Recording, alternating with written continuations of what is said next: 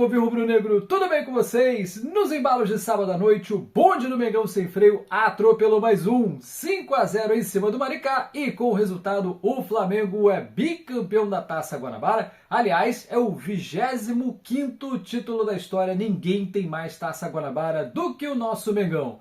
Antes de falar sobre mais essa pelada, eu preciso lembrar você que já está disponível o clube de membros aqui do Covil Rubro-Negro. Tem 3 opções para você escolher: R$ 2,99 por mês, R$ 6,99 por mês e R$ 14,99 por mês, cada uma delas com seu nível de vantagens. Tem selinho para mostrar quanto tempo você colabora com o Covil, emojis exclusivos para usar em qualquer uma das nossas lives. Também tem vídeos que chegam primeiro para quem é membro, vídeos que só quem é membro consegue ver, um grupo no WhatsApp só para você trocar ideia com outros membros ao redor do planeta e, claro, sorteios exclusivos. Não perde mais tempo. Antes de sair para a folia, clica aí no Seja Membro e venha fazer parte dessa família.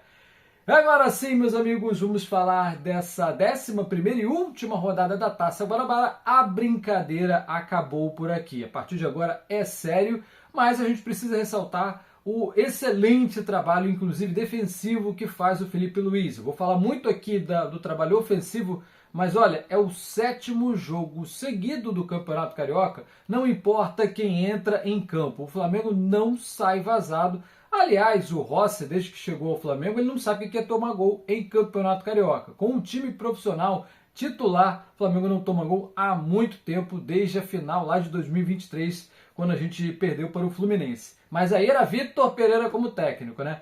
Mas o trabalho defensivo do Felipe Luiz é muito bom, muito consistente. Agora realmente acabou a fase de poder errar. A partir de agora é semifinal. Tá valendo o Campeonato Carioca, não é assim o maior dos títulos da terra, mas é claro, a gente está disputando, tem que ganhar, é a nossa obrigação, é um elenco muito mais qualificado que qualquer outro adversário que a gente enfrentou até aqui. Vamos lá, fora dessa última partida da Taça Guanabara, estiveram os lesionados Vinha e Pedro, Alexandro e Ayrton Lucas, eles ali, assim como o Juninho, também estão lesionados, mas com um retorno mais tranquilo. Também o caso parecido do Michael, vai demandar ali mais uns 10 a 15 dias, né? Estão com lesões na coxa.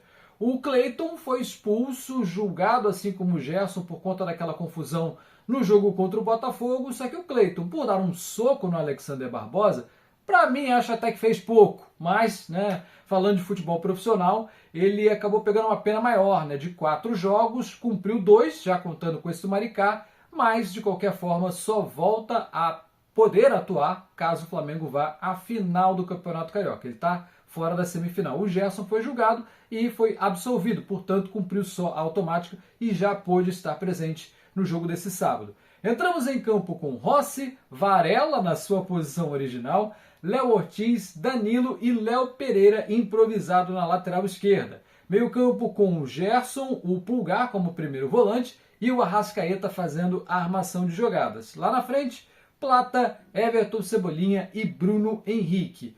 Mais uma vez, o Flamengo teve que mexer cedo na partida e dessa vez foi o Everton Cebolinha. Está uma fase muito ruim, especialmente no lado esquerdo do Flamengo, como eu disse, o Michael está machucado, e agora o Everton Cebolinha volta para o departamento médico, mas já para tranquilizar o torcedor, com as informações que estamos de momento, né, o departamento médico do Flamengo ainda no intervalo informou que o Cebolinha está tudo bem com ele, vai fazer exame, obviamente, na segunda-feira, mas saiu caminhando normalmente, foi só uma dorzinha, um incômodo muscular que ele sofreu, e para não piorar, foi necessário substituí-lo logo no primeiro tempo, com 24 minutos de jogo. O fato é que, nos primeiros minutos, só deu Mengão, 10 jogadores de linha, se pudesse o Rossi também atacaria, todo mundo atacando dentro do campo do Maricá, que não viu a cor da bola o jogo todo. Mas o primeiro tempo foi realmente um massacre da Serra Elétrica, o Flamengo jogou demais em cima do Maricá, né, que, com todo respeito, né, o tsunami metropolitano está chegando agora na Série A do Campeonato Carioca, treinado pelo Reinaldo, aquele que atuou no Mengão lá na virada do milênio, né? Ele atuou de 99 a 2001, saiu daqui tricampeão carioca e aí se transferiu para o futebol francês, né? Foi fazer a sua carreira. Vi muitos gols dele, né, no Campeonato Carioca E o Reinaldo, o atual treinador do Maricá, trouxe essa equipe, né, montou essa equipe que inclusive vai disputar a 4ª divisão do Campeonato Brasileiro nessa temporada, mas assim, é a conta do chá. Eles até lideraram o Carioca nas primeiras rodadas, mas com esse último jogo, né, de despedida, foram 7 jogos que o Maricá não sabe o que é ganhar, né? Ganharam do Botafogo, mas tropeçaram muito aí entre os pequenos e acabaram ficando fora da semifinal.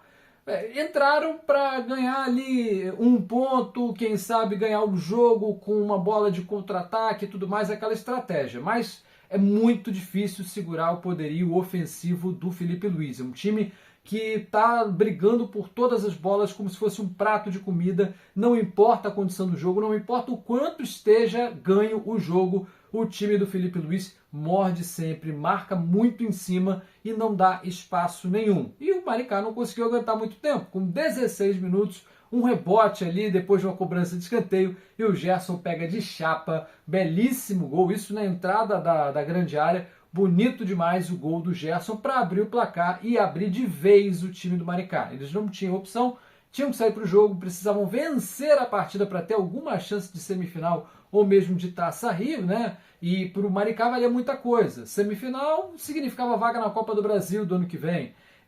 Se tivesse uma boa classificação, né, se vencessem o jogo, talvez poderiam conseguir a classificação para a Série D de 2026, né? Que, para quem não sabe, são dadas 2 vagas por estado.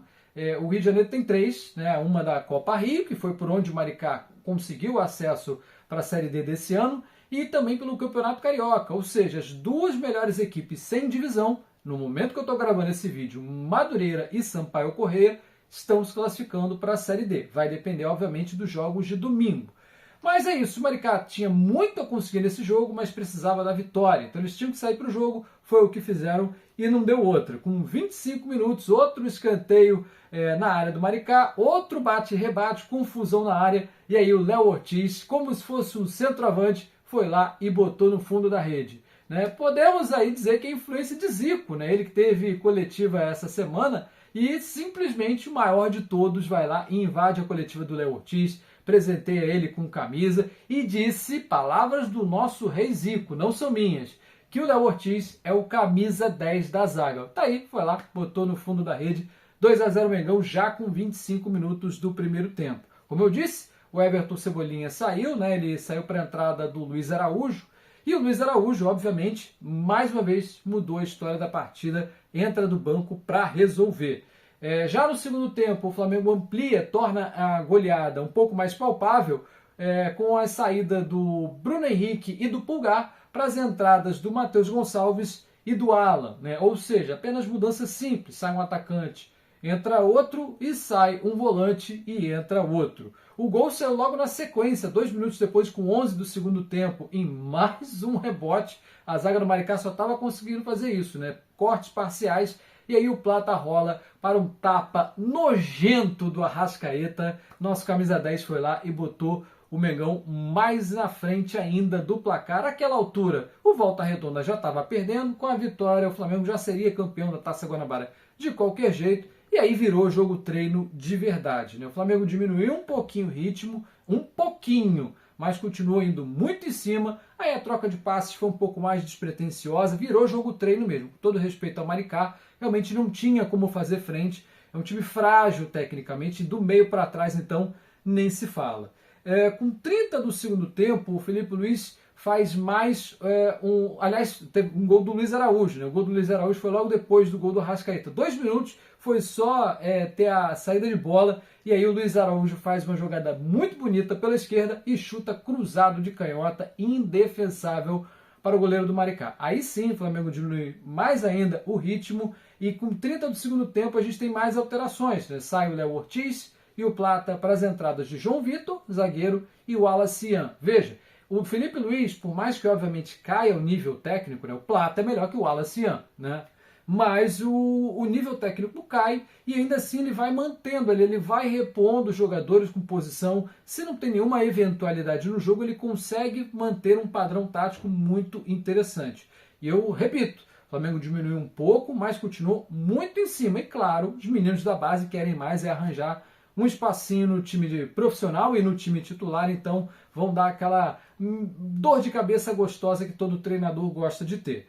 E aí, aos 35 do segundo tempo, uma pintura, um golaço, tabela entre o Matheus Gonçalves e o Wallace na entrada da área. O Matheus Gonçalves ainda dá um requinte de crueldade, que é driblar um dos zagueiros do Maricá e encobrir o goleiro. 5-0, um tapa de mão cheia para ninguém esquecer. É a terceira vez que o Flamengo faz esse mesmo placar no Campeonato Carioca, né, na Taça Guanabara, e consolida-se como o melhor ataque, obviamente melhor defesa, e se você considerar só os 7 jogos que o elenco profissional fez, né, do Felipe Luiz, seja time titular ou reserva, 7 jogos, 6 vitórias e só aquele empate sem gols com o Fluminense foi a única vítima que não sofreu gols desse ataque muito poderoso do Felipe Luiz. Terceira vez que a gente faz a maior goleada do campeonato, né? Campeão, 25ª vez que o Flamengo vence a Taça Guanabara, e agora vamos pegar o 4º lugar do Campeonato Carioca. Quem será? Não faço a menor ideia. Os jogos de domingo serão fundamentais para definir os 2 últimos semifinalistas. A gente já sabe que o Flamengo é o primeiro e o Volta Redonda o segundo, ou seja, o Flamengo e o Volta Redonda só se encontram numa eventual final. Quem vai ser o terceiro e o quarto colocados vai depender muito dos jogos de domingo. Eu diria que Madureira e Vasco, e até o Fluminense, estão numa situação mais confortável. O Fluminense vai pegar o já rebaixado Bangu, o Vasco pega o Botafogo, os dois se matam, né? Não tem como o Vasco e Botafogo se classificarem, e o Madureira também tem a sua oportunidade. Bom, quanto ao adversário, né, não dá para saber ainda. E também não dá para saber quando vão ser as semifinais. Nas datas previstas pela FERJ, as semifinais, os jogos de ida serão no sábado e domingo da semana que vem, já no Carnaval, e os jogos de volta no outro final de semana, 8 e 9 de março. O Flamengo vai ter mando nesse outro final de semana, né, no jogo de volta, ou 8 ou 9 de março, sábado das campeãs ou no domingo subsequente. Só o que dá para a gente rascunhar por aqui é que vai depender muito do adversário. O televisionamento, o horário dos jogos, tudo isso só deve sair na segunda ou terça-feira. E por que eu digo isso?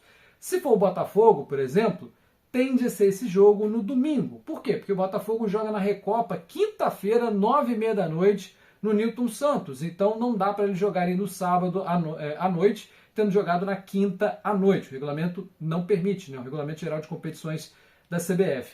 Então, meus amigos, é isso, vai depender do adversário, mas a FERJ é tão doida que é capaz de botar aí um jogo do Flamengo na terça-feira de Carnaval, por exemplo, né? Tradicional jogo no sábado de Carnaval, até porque tem muito turista na cidade, né? Eles gostam de colocar um jogo de grande relevância para os turistas irem para o Maracanã, mas tudo pode acontecer em se tratando de FERJ. O que eu posso palpitar aqui é que se o Flamengo jogar no sábado, deve passar na Globo. Se for no domingo, né, aí deve passar na Band mesmo, porque a Globo vai ter Oscar, vai ter Carnaval para cobrir, Big Brother, então não vai sobrar tempo para o futebol, então a gente pode cravar aqui que a Globo deve pegar a semifinal no sábado, e isso, é claro, se não passarem para terça-feira, como eu estou especulando aqui. Bom, a registrar que a gente teve também protesto de 8 torcidas organizadas contra o alto custo dos ingressos para essa partida. Ainda assim, um público bem interessante, 29 mil torcedores num jogo de sábado à noite, com a cidade tomada por bloco de pré-carnaval, ensaio técnico ali perto na Sapucaí, dá para a gente dar um desconto, 29 mil, não é um público de se jogar fora, mas gostei, apoio o protesto das organizadas, tá? De fato, o preço está muito caro para o torcedor comum e estão encarecendo cada vez mais o setor norte. Acho que a diretoria precisa repensar muito a sua política de precificação. O grande temor é porque, olha, se está caro no Carioca, imagina quando chegar uma eventual oitavas, quartas de final de Libertadores, uma quarta de final de Copa do Brasil, um jogo decisivo do Campeonato Brasileiro. Então tem que botar a mão na consciência e não querer só faturar, só arrancar dinheiro do torcedor e do sócio-torcedor. Tem muita coisa para mudar no sócio-torcedor e a partir de agora já dá para cobrar essa gestão. Já estão aí desde o começo do ano com a caneta na mão, então está na hora, né, de realmente agirem em prol do torcedor e não dos interesses de poucos.